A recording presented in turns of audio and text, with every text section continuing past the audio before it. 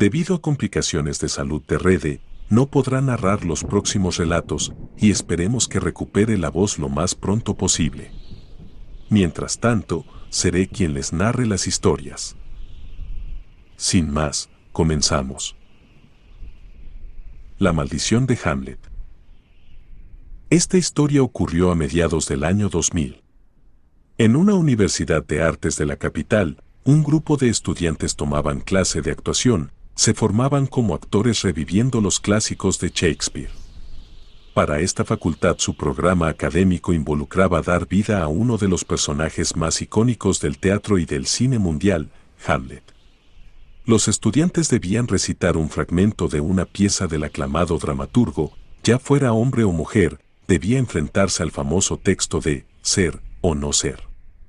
Un fragmento que por siglos ha sido catalogado como una pieza que sintetiza la existencia humana.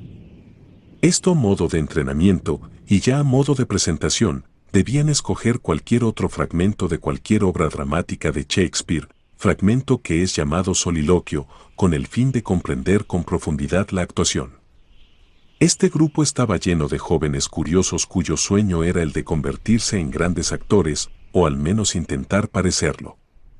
Yo fui uno de ellos. La verdad no continué en esa labor, porque con el paso de los semestres me comenzó a parecer un poco absurdo y oscuro todo lo que encierra ser actor. Hoy día me dedico a la medicina, aunque vengo de una familia que en su mayoría son artistas. Recuerdo mucho a un compañero quien fue el que me ayudó a tomar la decisión, no porque me aconsejara dejar la actuación, sino por lo que fue capaz de hacer, los límites que rompió y todo lo que ocurrió en ese semestre. Tanto él como los demás estaban obsesionados en eso, que los actores y directores llaman ser veraz o real en escena. Camilo era un joven muy inteligente, sentarse a platicar con él era muy interesante, era un devorador de libros, y tenía una inteligencia emocional impresionante. Varios le decían que sería una promesa de la actuación, los maestros lo amaban, y varios de nosotros lo envidiábamos. Además de ser buen actor, era muy simpático. Aún así él siempre se exigía y nada era suficiente, era un completo perfeccionista, soñaba con ser el próximo Marlon Brando. Para él, Brandon era la cúspide de la actuación. El módulo de soliloquios no duraba más de 2 meses, varios de nosotros sufrimos en encontrar el mejor fragmento para actuar, pero Camilo ya había encontrado la forma de unir varios fragmentos de soliloquios de Hamlet, hizo una adaptación que solo él era capaz de interpretar. En la obra de Shakespeare, Hamlet tiene varios momentos claves, pero para resumir la historia, solo hablaré de los fragmentos que Camilo escogió y los cuales lo llevaron a hacer locuras. Camilo tomó el fragmento en donde Hamlet ve el espíritu de su padre, y el fragmento en que Hamlet se encuentra la calavera del Yorick, el bufón de la corte. Esta última imagen es muy famosa, incluso la recuerdo en algunos libros de la preparatoria. Una noche, luego de terminar clases, salimos varios compañeros de la universidad a platicar sobre lo que habíamos visto durante la jornada. Camilo estaba muy obsesionado con que él nunca había visto un espíritu y Hamlet sí, para él ese detalle lo alejaba del personaje. Camilo estaba obsesionado con ser un actor de método, que básicamente es alguien que vive en carne propia todo lo que le ocurre al personaje. No dejaba de hablar de Daniel Day-Lewis en una película llamada Mi pie izquierdo, en donde este actor representaba a un minusválido. El actor durante todo el rodaje se comportó como uno. Incluso el equipo técnico tenía que cargarlo en brazos hasta donde iría a representar la escena, a pesar de que el actor estaba en todas sus facultades físicas para caminar por cuenta propia. Camilo quería ver un espíritu, según él, así le sería más fácil interpretar el papel. Un fin de semana, Camilo nos invitó a un pequeño grupo de amigos a un parque que quedaba a las afueras de la ciudad y colindaba con un cementerio. Camilo había dicho que podíamos acampar esa noche en una zona que él ya conocía y que era muy segura como para ponerse a ensayar. Muchos nos sentimos tentados, porque la verdad, al igual que un músico, un actor ensayando puede llegar a ser muy ruidoso y sonar como un disco rayado, porque repite y repite todo el tiempo. Por mi parte yo no tenía ese problema, pero quería compartir y sentir nuevas cosas en ese proceso. Ese día en la tarde, fuimos llegando por separado al lugar, recuerdo haber sido el primero en llegar. Camilo ya estaba ahí con su carpa armada, y había recolectado un poco de leña para hacer una fogata. Me insistieron mucho en que llevara mi guitarra, para amenizar en algún momento de la noche, y poco a poco fueron llegando todos. En total éramos 7, 4 chicos y 3 chicas, algunos llevaron un poco de licor. A Camilo no le gustó mucho la idea que hubieran llevado alcohol, pero dijo que no se metía con la forma de trabajar de ninguno con tal de que lo dejaran hacer lo que él quería hacer esa noche. Luego de un rato y de estar todos compartiendo opiniones de los personajes de cada uno, nos dimos cuenta de que ya era de noche. Comenzamos a unir fuerzas para hacer la cena. La verdad sí estábamos un poco lejos de algún supermercado o tienda, así que empezamos a planear hasta dónde debíamos ir. Mientras estábamos en eso, Camilo me agarró en muy buena onda y me dijo que yo era su Horacio. En la pieza de Hamlet, Horacio es el mejor amigo de Hamlet, me preguntó que si no le veía problema en acompañarlo a hacer una travesura de esas que Hamlet acostumbraba a hacer. Me pareció divertido, y le dije que no había problema. Nos despedimos de los chicos y comenzamos a andar un buen rato. De un momento a otro, comenzó a hablar diferente. Yo ya no estaba caminando en compañía de Camilo, era Hamlet, se movía diferente, su comportamiento era otro, su forma de hablar comenzó a moldearse como si entendiera muy bien la forma en cómo escribe el autor de la obra. Así estuvimos caminando media hora, hasta que nos encontramos con una cerca, era los límites del parque que colindaba con el cementerio. En ese momento, me salí completamente de la fantasía, pero él, de manera muy elocuente me hizo saltar la reja, y en menos de nada ya estábamos en el cementerio.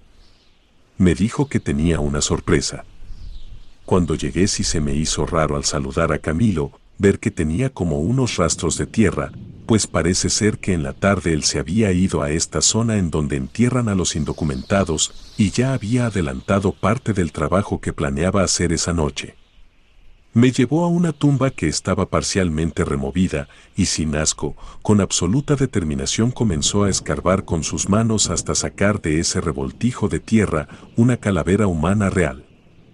En ese momento comenzó a decir el texto de su escena.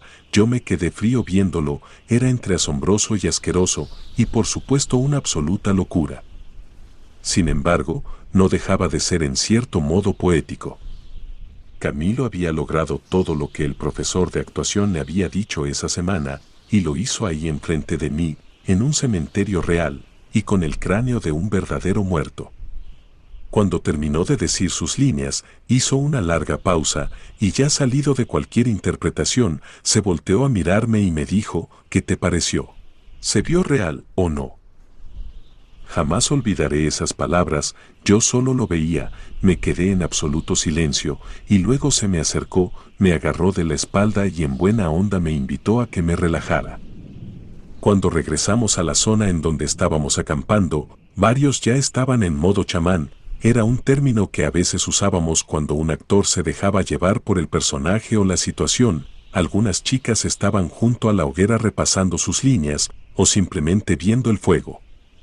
Nos preguntaron qué habíamos hecho en ese tiempo, y la verdad decidimos no decirles nada. Los otros 2 compañeros estaban tomando un poco mientras habíamos ido al cementerio.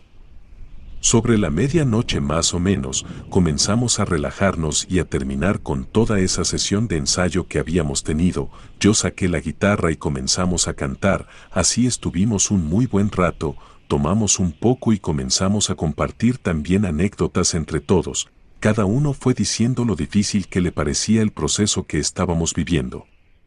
De un momento a otro Camilo pidió silencio, y nos dijo que nos tenía una sorpresa. Entró a su carpa y de una bolsa negra sacó una ouija, que a la vista se veía muy vieja. Nos dijo que todos necesitábamos una dosis de miedo, que los 7 que estábamos allí reunidos, cada uno de los personajes que interpretábamos sentían miedo, pero no un miedo normal, o como él lo llamó, no un miedo terrenal, sino un miedo sobrenatural. Varios se miraron dudando, sabían que lo que él estaba proponiendo era descabellado, pero la tentación de vivir nuevas experiencias les ganó. Algo que recuerdo mucho de esa etapa de mi vida es que el querer vivir nuevas experiencias se convierte en un diario para quienes aspiran a ser actores. Con la luz de la fogata y todos reunidos a un costado de la misma, comenzamos a jugar a la ouija. Al principio, todo a modo de juego. La verdad no pasó mucho, estuvimos un buen rato y varios nos dimos cuenta de que el efecto que dicen que debe ocurrir no ocurría, algunos la movían a voluntad y así, al cabo de un buen rato, Camilo se llenó de frustración y nos reclamó que no teníamos compromiso con lo que buscábamos esa noche. Se levantó como un rayo del suelo y rompió nuestro acuerdo. Sacó la calavera que horas antes había sacado del cementerio y la puso al lado de la tabla. Aquello fue como un baldado de agua fría que les erizó la piel a todos nuestros compañeros, porque la verdad era evidente que la calavera era real, su contextura, los cabellos que aún colgaban en ella, la tierra, los pedazos de carne, era grotesco. Camilo propuso que invocáramos el espíritu de esa calavera, si eso no servía, nada lo hará. En ese momento dos chicas entraron en negación. Era tan impactante aquel cuadro que comenzaron a decir que todo esto era una broma de muy mal gusto, pero los ojos de Camilo confirmaban que no estaba bromeando. Esa noche jamás voy a olvidarla, fue la primera y única vez que usé una ouija. Por algún motivo pudimos hacer contacto, creo que el tener el cráneo real nos hizo concentrarnos y ponernos en otro estado. Cuando hicimos contacto, por así llamarlo, pudimos comunicarnos con el espíritu del cráneo, nunca supimos el nombre de ese ser, pero nos enteramos de que fue un hombre. Le hicimos todo tipo de preguntas y siempre contestó. Todo iba bien hasta que Camilo le dijo que se comenzara a manifestar.